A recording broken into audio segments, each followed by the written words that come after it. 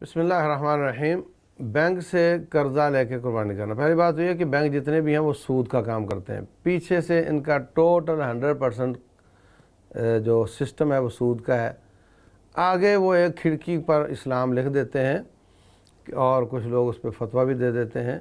لیکن over all آپ کا ہر بینک میں رکھا ہوا یا انویسٹ کیا ہوا پیسہ وہ ان کے سودی سسٹم کو ہی وہ امپروو کر رہا ہوتا ہے۔ تو میں تو کسی اور کام کے لیے بھی اس کی اجازت نہیں دیتا، چاہے جائے کہ وہ نیکی کرنے کے لیے بینک سے سود پر قرضہ لے، قطعی طور پر۔ ویسے بھی اگر آپ صاحب حیثیت ہیں تو تقریباً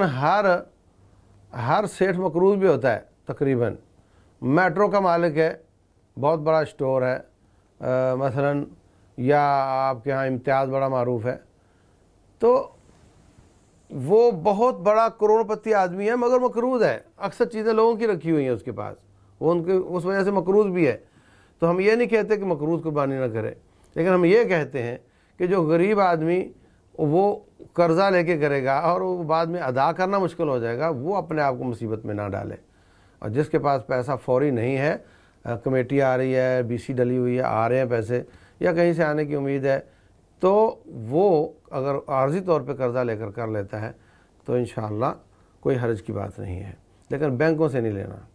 واللہ اعلم۔